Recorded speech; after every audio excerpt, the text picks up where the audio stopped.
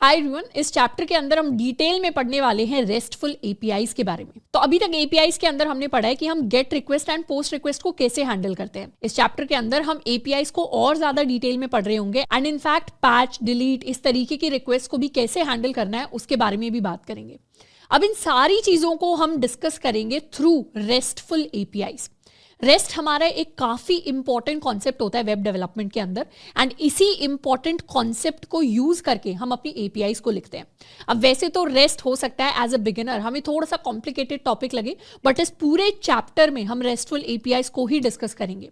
तो हो सकता है कि शुरुआत में हमें काफी ज्यादा क्लियर अंडरस्टैंडिंग ना मिले कि रेस्टफुल एपीआईज काम कैसे करती हैं या एग्जैक्टली रेस्टफुल या रेस्ट का मतलब क्या होता है, बट चैप्टर के एंड तक हम इतना डिटेल में चीजों को डिस्कस कर लेंगे कि उसका मतलब काफी ज्यादा क्लियर हो जाएगा। पर अगर एज अ बिगिनर आपको इस टॉपिक को समझने में थोड़ा सा एक्स्ट्रा टाइम भी लगता है तो उसमें कोई परेशानी की बात नहीं है, हम वो टाइम डेफिनेटली डेडिकेट कर सकते हैं। अब हम एक एग्जांपल देख लेते हैं कि इस चैप्टर के अंदर हम एक्चुअली बिल्ड क्या कर रहे होंगे। इस चैप्टर के अंदर हम इस तरीके का एक पेज बिल्ड कर रहे होंगे which is like a Quora type layout. Quora अब हमारा एक प्लेटफॉर्म होता है जिसके ऊपर कोई भी जाकर कुछ भी पोस्ट कर सकता है, लोगों की क्वेरी सॉल्व होती है, या फिर इसको हम ट्विटर जैसा कुछ इमेजिन कर सकते हैं, थ्रेड्स जैसा कुछ इमेजिन कर सकते हैं जहां पर काफी सारे लोगों के पोस्ट हैं। अब हम यहां पर इसे फंक्शनैलिटी वाइज देखना है।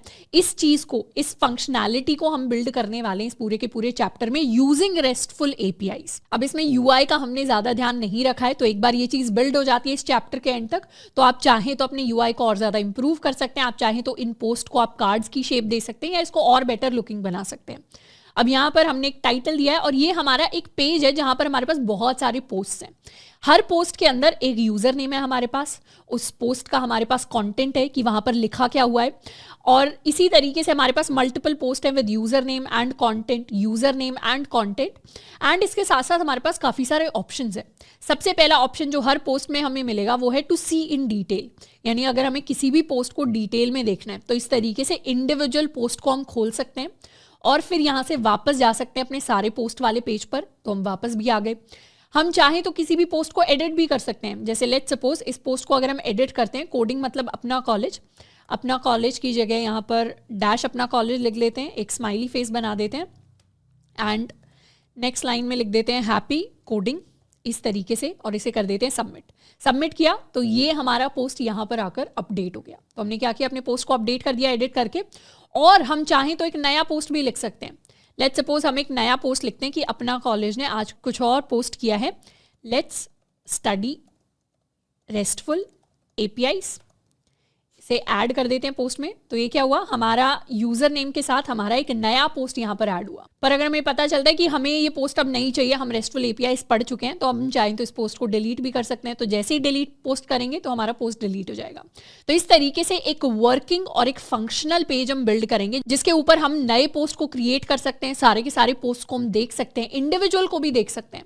हम पोस्ट को जाके एडिट कर सकते हैं, उन पोस्ट को हम डिलीट कर सकते हैं, उन पोस्ट को हम डिटेल में देख सकते हैं। तो इस तरीके की फंक्शनैलिटी को हम बिल्ड करेंगे यूजिंग डिफरेंट एपीआईज। तो आप चाहें तो एक बार हम रेस्टफुल एपीआईज को कंप्लीट डिटेल में पढ़ लेंगे तो इस तरीके के कॉन्सेप्ट को यूज करके आप अपना खुद का पेज बना सकते हैं। आप ब्लॉग्स का पेज बना सकते हैं इस तरीके की चीज लिखकर। आप चाहें तो आप ट्विटर का रेप्लिका बना सकते हैं जिसमें हम ट्वीट्स इस तरीके से लिख सकते हैं, या फिर कमेंट्स को इस तरीके से रेप्लिकेट कर सकते हैं। इंस्टाग्राम का पेज बना सकते हैं जो कुछ इसी तरीके से काम करेगा, बस उसमें आपको एक फोटो का ऑप्शन एक्स्ट्रा देना पड़ेगा। तो इस तरीके से जो कॉन्सेप्ट हम इस चैप्टर के अंदर सीखेंगे वो प्रैक्टिकल तो होंगे ही, साथ के साथ हमें कई सारी थ्योरेटिकल चीजें भी पढ़ा रहे होंगे जिनको हम लॉन्ग टर्म के लिए डेवलपमेंट जर्नी के अंदर यूज करते हैं। तो अब शुरुआत करते हैं अपने रेस्ट के बारे में। रेस्ट का मतलब क्या होता है? रेस्ट की वैसे फुल फॉर्म होती है, ये रेस्ट मतलब आराम वाला रेस्ट नहीं है। रेस्ट का मतलब होता है डेवलपमेंट के अंदर रिप्रेजेंटेशनल स्टेट ट्रांसफर। अब ये बड़ा सा लंबा सा कॉम्प्लेक्स सा नाम क्या है, इसके ज्यादा डिटेल में नहीं जाना। रेस्ट को जब भी हम इमेजिन करते हैं, रेस्ट को इमेजिन करना है as a set of constraints. Constraints का मतलब होता है rules that are used for creating web services.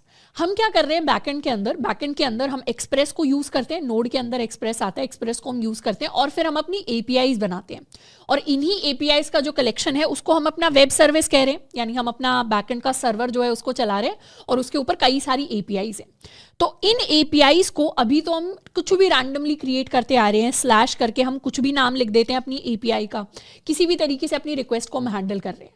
But actually rest क्या है? रेस्ट एक आर्किटेक्चरल स्टाइल है जो हमें एपीआईज को, वेब सर्वर्स को क्रिएट करने का एक सेट ऑफ रूल्स देता है कि ये कुछ कुछ रूल्स है और इन्हीं रूल्स के हिसाब से हमें अपनी एपीआईज को, अपने सर्वर को क्रिएट करना है। उसे हम कहते हैं रेस्ट। और यहीं से ही हमारे पास एक और टर्म आती है रेस्टफुल एपीआईज। रेस्टफुल एपीआईज वो एपीआईज होती हैं जो रेस्ट के कॉन्सेप्ट्स या रेस्ट के रूल्स को अप्लाई करती हैं। तो हम भी इस पूरे सेक्शन में रेस्टफुल एपीआईज को बिल्ड करेंगे, यानी ऐसी एपीआईज जो हमारी नॉर्मल एपीआईज जैसी ही दिखती हैं पर उसके अंदर थोड़े थोड़े हम रेस्ट के कॉन्सेप्ट्स को अप्लाई करेंगे। अब रेस्ट अलग से कोई टेक्नोलॉजी नहीं है, कोई पैकेज नहीं है जिसको हमें इंस्टॉल करना पड़ेगा, ये बस रूल्स हैं। जैसे हमारे HTML के अंदर रूल्स होते हैं, जैसे हमारे CSS के अंदर रूल्स होते हैं, या जैसे जावास्क्रिप्ट के रूल होते हैं। अब जावास्क्रिप्ट के अंदर जनरली जो हमारी क्लास का नाम है, हमने सीखा है ऊप्स के अंदर कि वो कैपिटल लेटर से स्टार्ट होगा। अगर हम कोई स्टूडेंट नाम की क्लास बना रहे हैं तो उसको हम कैपिटल लेटर से स्टार्ट करेंगे। अगर हम कोई नॉर्मल फंक्शन बना रहे हैं जैसे गेट नेम, तो उसको हम कैसे स्टार्ट करेंगे? उसको हम स्मॉल लेटर से स्टार्ट करेंगे। अब ये क्या है? ये कन्वेंशन है, ये एक तरीका है जावास्क्रिप्ट को लिखने का। ऐसा नहीं है कि क्लास का नाम हमने स्मॉल लेटर से स्टार्ट कर दिया या फंक्शन का नाम हमने कैपिटल लेटर से स्टार्ट कर दिया तो कोई एरर आ जाएगा। कोई एरर नहीं आएगा, बट फिर भी एक कन्वेंशन होता है, एक तरीका होता है कोड को लिखने का। वैसा ही तरीका एपीआईज को लिखने का हमारे लिए रेस्ट डिफाइन करवाता है। अब जनरली जो हमारी रेस्टफुल एपीआईज होती हैं उनको हम CRUD ऑपरेशंस परफॉर्म करने के लिए यूज करेंगे। CRUD हमारी टर्म है जो बेसिकली डेटाबेसेस के कॉन्सेप्ट से आती है। अभी हमने डेटाबेसेस को नहीं पढ़ा है, डेटाबेसेस को हम बाद में जाके डिटेल के अंदर पढ़ रहे होंगे, पर बेसिक डेटाबेसेस के ऊपर कुछ कुछ ऑपरेशंस होते हैं। डेटाबेसेस हमारे डेटा पे काम करते हैं। तो CRUD ऑपरेशन के अंदर C का मतलब होता है क्रिएट, यानी हम कुछ नई चीज ऐड कर रहे हैं अपने डेटाबेस के अंदर। R का मतलब होता है रीड, कि हम डेटाबेस के अंदर जो डेटा है उसको रीड कर रहे होते हैं। U का मतलब होता है जो भी डेटा है उसे हम अपडेट कर रहे हैं, और D का मतलब होता है जो भी डेटा है उसे हम डिलीट कर रहे हैं। अब जैसे डेटाबेस के ऊपर CRUD ऑपरेशंस होते हैं, इन्हीं ऑपरेशंस को हैंडल करने के लिए हमारी अलग अलग एपीआईज होती हैं। कुछ एपीआई एंड पॉइंट्स ऐसे होते हैं जो नया डेटा ऐड करने के काम आते हैं, कुछ होते हैं जो उस डेटा को व्यू करने के या रीड करने के काम आते हैं, कुछ होते हैं जो हमारे डेटा को अपडेट करने के काम आते हैं, और कुछ एपीआईज ऐसी होती हैं जो हमारे डेटा को डिलीट करने के काम आती हैं। और इन सारी एपीआईज को हम अलग अलग करके लिखते हैं। तो यही CRUD ऑपरेशन, ये 4 ऑपरेशन परफॉर्म करने के लिए हम अपनी रेस्टफुल एपीआईज को यूज कर रहे होंगे। अब अभी तो ये सारी की सारी टर्म्स थोड़ी सी भारी लग रही होंगी, पर एक बार हम इस चैप्टर को कंप्लीट कर लेंगे, एक बार हम चीजों को बिल्ड कर लेंगे तो फंक्शनली हमें क्लियर हो जाएगा कि हमें एक्चुअली बनाना क्या है। अब सबसे पहले तो हम कुछ रेस्टफुल एपीआईज के एग्जांपल्स देखते हैं। ये हमारी ट्विटर एपीआई का डॉक्यूमेंटेशन है कुछ इस तरीके से, और ये ऑफिशियल ट्विटर की एपीआई है। इसमें आप देखेंगे कि ट्विटर की एपीआईज दिखती कैसी हैं। ये जो सारी की सारी ट्विटर की एपीआईज है, ये रेस्टफुल एपीआईज ही हैं, मतलब ये रेस्ट के रूल्स के हिसाब से बनी हुई है। यहां पर हम एग्जाम्पल ले सकते हैं अपने, लेट्स सपोज यूजर वाली एपीआई का। तो ये जो ट्विटर की यूजर वाली एपीआई है, इसमें हम देखेंगे कि हम गेट रिक्वेस्ट /to/users को भेज रहे हैं। ये जो एपीआई है इसका काम होता है कि हमें यूजर्स की इंफॉर्मेशन दे देती है।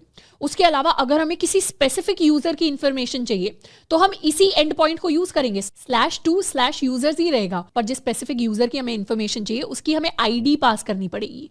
तो उसी एपीआई एंड पॉइंट के साथ में हमने /id लिख दिया। तो इस तरीके से हम सेम चीज को एक्सटेंड कर रहे हैं। उसके अलावा यहां पर अगर हम ट्वीट्स का एग्जाम्पल लें तो सारे ट्वीट्स देखने के लिए हम /to/tweets लिख सकते हैं।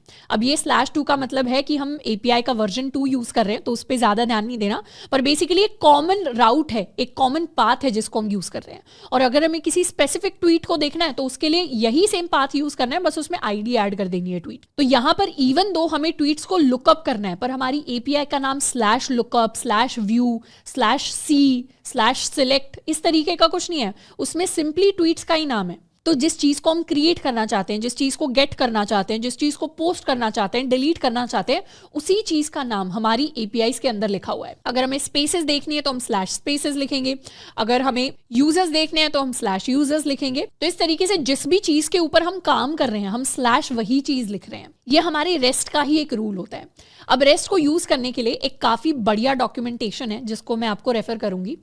ये एक ब्लॉग पोस्ट है practices for rest API design, यहाँ बेस्ट प्रैक्टिसेस हैं रेस्ट को यूज करने की। एंड आई वुड रेकमेंड कि एक बार हमारा चैप्टर खत्म हो जाता है तो एक बार प्लीज जाकर इस लिंक पर जाना है हमें और इसको जाके हमें रीड करना है। इसके अंदर कई सारी चीजें हमें मिलेंगी which are related to REST. इसके अंदर एक हमारा बेस्ट प्रैक्टिस ये होती है कि use nouns instead of verbs in and point paths, यानी जो भी रेस्ट को यूज करके हम एपीआई का पाथ लिखते हैं। एपीआई का पाथ क्या होता है हमारे पास, जैसे स्लैश समथिंग अगर हम लिखते हैं तो ये क्या है, ये हमारे एपीआई का पाथ है। अब हमारे जो भी पाथ्स होते हैं, एंड पॉइंट पाथ्स होते हैं, उनके अंदर बेस्ट प्रैक्टिस ये है कि जब भी हम रेस्ट को यूज करें हम वर्ब्स ना यूज करें। वर्ब्स क्या होते हैं, हमारे एक्शन वर्ड्स, जैसे स्लैश सी पोस्ट्स, या जब भी हमें ट्वीट्स को देखना है या जब भी हमें यूजर्स की इंफॉर्मेशन देखनी है तो हम वहां पर ये नहीं लिखेंगे सी यूजर्स, हम क्या लिखेंगे, सिर्फ स्लैश यूजर्स लिखेंगे। या अगर हमें डिलीट करना है यूजर्स को तो ऐसा नहीं है, हम लिखेंगे स्लैश डिलीट यूजर्स, हम क्या लिखेंगे, स्लैश यूजर्स ही लिखेंगे, पर वहां पर हम डिलीट रिक्वेस्ट भेज रहे होंगे। HTTP रिक्वेस्ट जो जाएगी वो डिलीट के थ्रू जाएगी। तो इसीलिए जो भी हमारे पाथ्स होते हैं उसके अंदर हमें वर्ब्स को नहीं यूज करना, उसके अंदर हमें नाउन्स को यूज करना है, यानी जो हमारे रिसोर्सेज के नाम है जिसके ऊपर भी हम एक्शन लेना चाहते हैं। जैसे यहाँ एग्जाम्पल भी दिए हुए हैं, स्लैश आर्टिकल्स या स्लैश आर्टिकल स्लैश ID। इस तरीके से हमें अपने APIs के पाथ को बनाना है। अब वैसे तो इस पेज के काफी सारे कॉन्सेप्ट्स को हम अप्लाई करेंगे चैप्टर के अंदर, पर एक बार हम चैप्टर कंप्लीट भी कर लेते हैं तो it will be a really good reading practice कि हम इसको जाकर एक बार पढ़ लें।